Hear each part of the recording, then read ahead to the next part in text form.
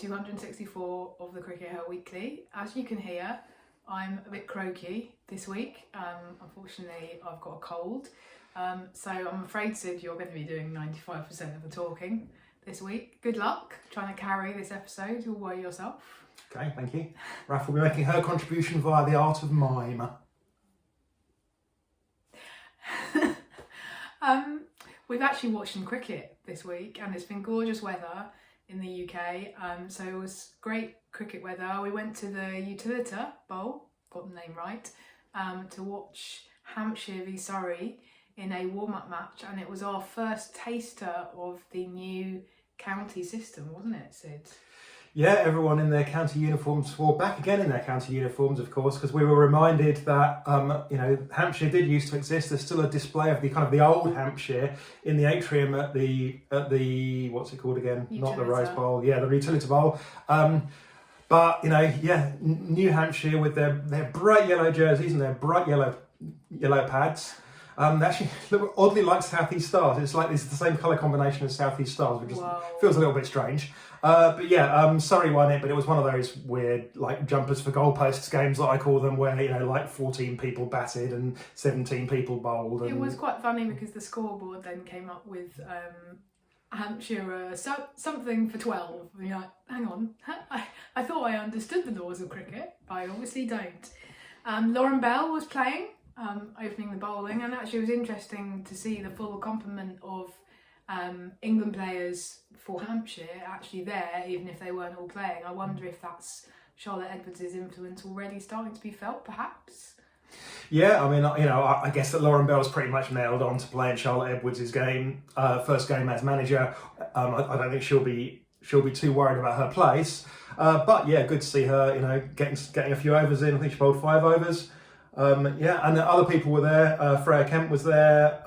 She didn't actually play. Maya Boucher was there as well. Came down to support the girls and sat watching. And Kemp is still injured, so unable to bowl, unfortunately. So that's why she wasn't playing. But she was there in kit. And actually, they were all in kit at the end, because there was, after the match finished, there was a special launch event, wasn't there, Sid? Yep, they did a big thing where they announced all the squad players, and hosted by Melissa Story.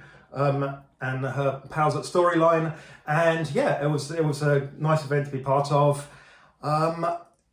One thing I noticed that was really interesting as they introduced all the squad was that I mentioned earlier that the Hampshire team, the old Hampshire county team from back in the days of the old county championship. They of course won the county championship in 2018, were the penultimate team to win the women's county championship. Kent of course won the last one. But what we noticed is that all of those players that won that county championship back in 2018 are now gone. Everybody. And Lottie was, of course, part of that team. She was like the last one to go because she was still playing back in 2018, if you can remember that far back. I don't know if she does. But Charlie Dean was in that team that she's moved on this summer. Emily Windsor as well. A little bit of a changing of the guard. As a lot of new, exciting players at Hampshire, and none more new, to be fair, not very new, but none more exciting than new to Hampshire. The one we've got on our backdrop today, the big announcement of the night, Ellyse Perry. Yeah, she's going to be there overseas. So when is she actually going to be available, Sid, for them? So she's going to be available mostly for the Blast. She'll be also play a couple of one-day matches. So she's basically available for the month before the 100. So she's going to come over and she'll play something like 10 matches. She'll be available for Blast Finals Day if Hampshire make Blast Finals Day. And a really exciting signing, I think. I think that Ellyse Perry is the unique thing about her compared to almost any other signing that we're going to see. And we've seen some great signings. We've seen Alana King. Is the world, one of the world's leading players at the moment. I've got a list here that I'm going to talk through in a minute. Okay, so we've seen some great signings, but I think Ellyse Perry is the big one because she's the one player that's going to get people to come down to the ground to watch her. It's almost about the name. She's going to be the name on the poster. She's going to be the face on the poster.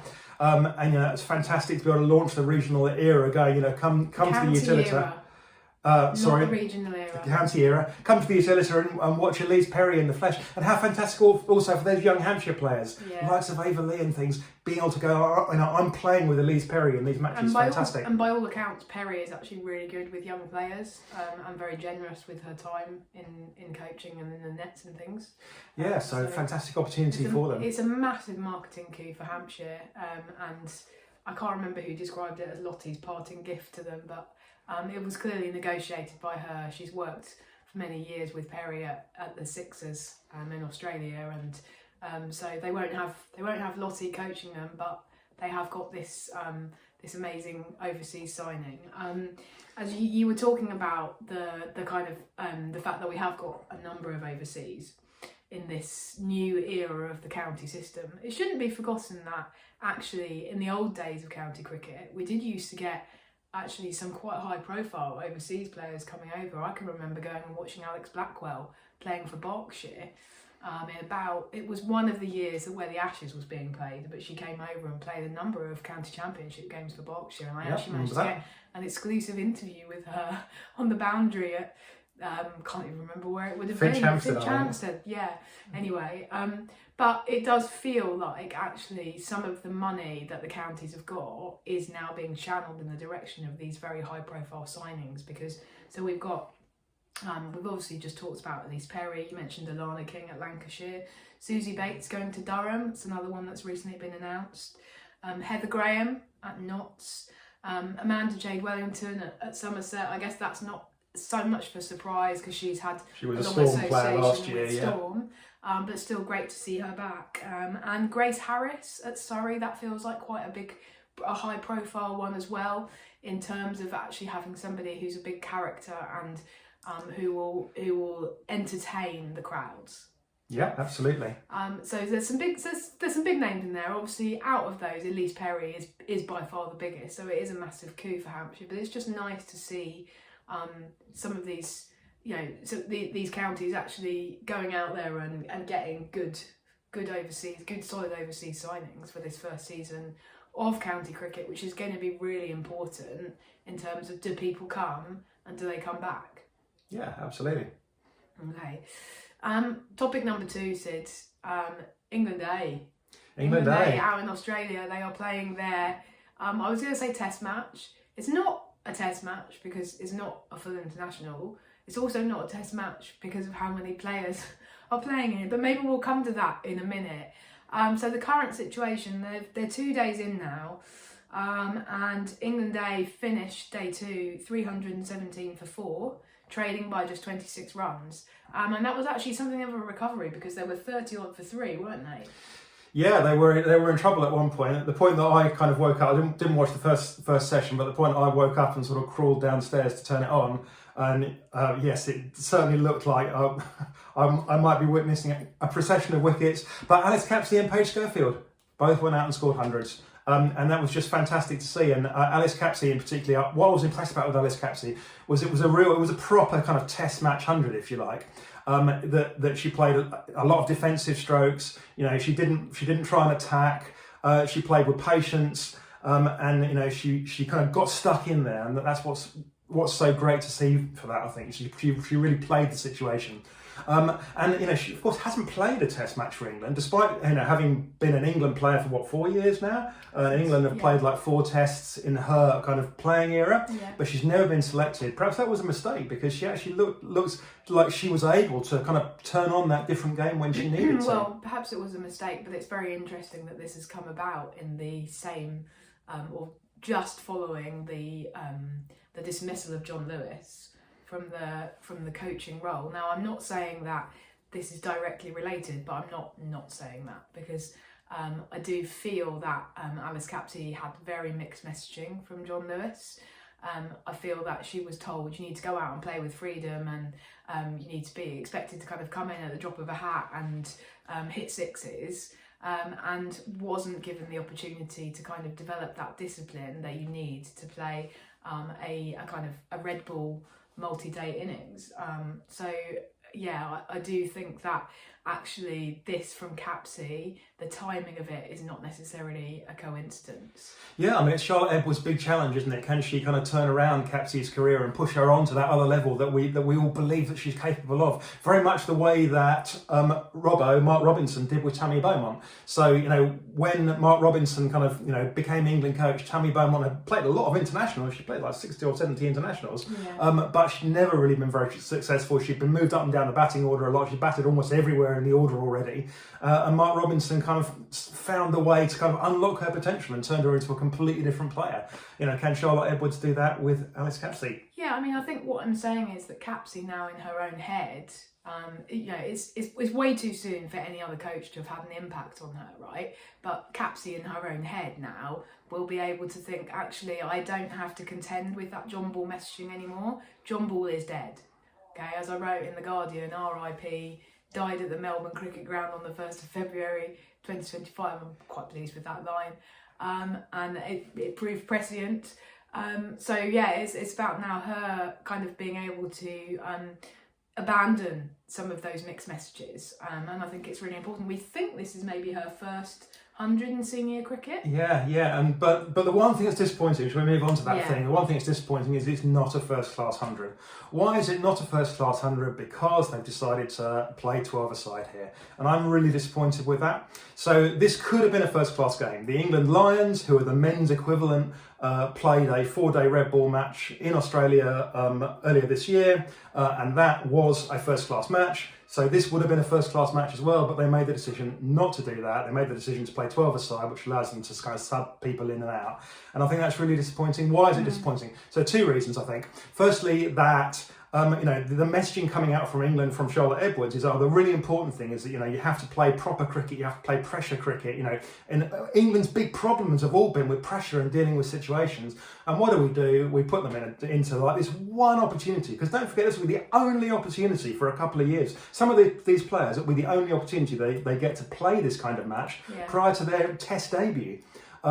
And we go, yeah, well, actually, we're not going to play a proper game here. We're going to play, you know, jumpers for goalposts, 12-a-side. We'll swap people in and out. And it's just like, you're just taking the pressure off. Lottie's message is that you can't replicate the pressure of a real match situation, right? That's why she wants them to be playing. And they've kind of turned off that faucet. And I just don't understand why that's been allowed to go ahead. And the second thing is that, of course, you've robbed Ellyse Capsey and Paige Schofield of first-class hundreds. Because these now don't count statistically. And, you know, what was the point? You can, I mean, I'm sure that they will go, oh yeah, but it means that 12 people have the chance to participate rather than 11. Well, whoopee-doo, you gave 2 extra people a chance to participate in what's now a meaningless, statistically irrelevant match, and you've robbed 22 women of the chance to play in a first-class match in both England and Australia, when first-class matches are so rare. So that's really disappointing, and I'm really staggered that was allowed. And we don't know who was responsible for that. We don't know if it's a joint decision between Australia and England, or if it was just Cricket Australia or whatever. We might be able to find that out later in the year, but still disappointing. My inkling is that it's usually the host nation who makes that decision. Well, it's disappointing, whatever. Australia have done the same thing to their players. They've deprived them of an opportunity to get, you know, if an Australia player, again, does the same thing, goes on to score 100 in the second innings, it won't count in stats, and that's disappointing. I don't think that the hundreds are meaningless for those players. I don't think they're meaningless for Paige or for Ellyse Capsey, but I do agree with you. That's they'll always come with a caveat. That, you know, they won't be able to say, I've scored a first class 100. Yeah, definitely. Yeah, you're right. It is disappointing, and it's kind of against Lottie's new philosophy. But that's why I suspect that maybe this decision was made by Cricket Australia. It'll be interesting to see when the ECB next host a multi-day game, sort of warm-up practice game, what rules are implemented. Yeah, I will be collaring Lottie at the first opportunity. Should have collared her on Wednesday at the Utility Bowl. She was there, wasn't she? She was. Keeping quite a low profile. Oh no, it's Thursday, sorry. I'm losing track of days. This is what happens when you're ill, Sid. Anyway, let's talk about the World Cup qualifiers finally this week, Sid, because they have been going on this week. There's actually a match that was still going on as we came on air between Scotland and Thailand. Scotland are in a decent situation, actually, having beat the West Indies a few days ago. Yeah, I mean, you know, it is a really tough competition. You know, only the top 2 teams win. I was sitting there trying to work it out because I was like, well, surely the ICC said that World Cups were going to be 10 teams from now on. And I was scratching my head about that, and yeah, the ICC did say that, but that was like, you know, that was for the next World Cup, not this World Cup. Things seem to take quite a long time in ICC land. Well, they just announce it and they go, we're doing this and it's really great. And then when you're like, yeah, but you're doing it now in like 6 years' time. Yeah, I mean, they did the same thing with equal prize money, right? They were like, oh yeah, equal prize money is really important. That's why we're having that in 10 years' time. Okay, thanks guys. Anyway, Scotland have beaten the West Indies. Yeah. It's still a really tough tournament to qualify from because you need to make that top 2 in order to qualify. And it's not going to be easy for them. And they did, of course, then go on to lose to Pakistan, not by very much. It was close. They ran it. There was 8 balls. 8 balls in it. But that's the fine margins of these things. Unfortunately, your money would still ultimately be on the West Indies and Pakistan to be the ones to qualify.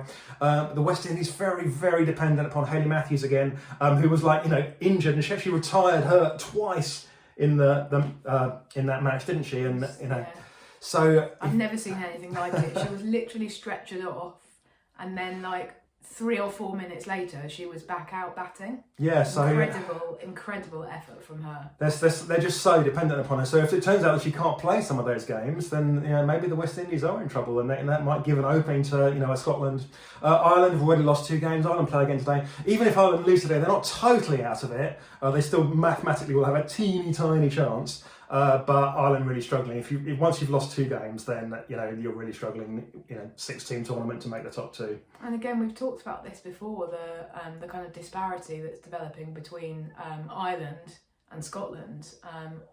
Ireland should be miles ahead, really, in theory, of where Scotland currently are. But because Scotland are not a full member, the women really benefit from that. Because, for example, the Bryces are able to play in England as domestic players. The Ireland women are not permitted to do that, despite the legal situation, Sid. Yeah, so, the legal situation is that Irish citizens, people from Ireland, are allowed, they've got total equal rights in terms of access to employment and things, and access to travel within England. So they're allowed to work in England. It's purely a cricket rule that says that they're not allowed to play as domestic players in our domestic competition, and that means they don't have that opportunity, because of course if your only opportunity then is to play as an overseas player, at which point you're suddenly competing with Ellyse Perry and Grace Harris and Alana King. How much better would Ireland be if the likes of Gabby Lewis were able to play domestic cricket in England under the same terms that so many of those Scotland players are? Tough breaks for Ireland, but as I say, not completely out of it yet, and who knows, they might be able to turn it around. But I think probably if one other home team is going to qualify, it's going to be Scotland. Okay, right. Well, thanks for tuning in. It's a little bit shorter than some of our recent episodes have been. I need to go and take some more Beechams. Do you think we could get Beechams to sponsor the podcast? Sid? We'll see you next week. Bye for now. Bye.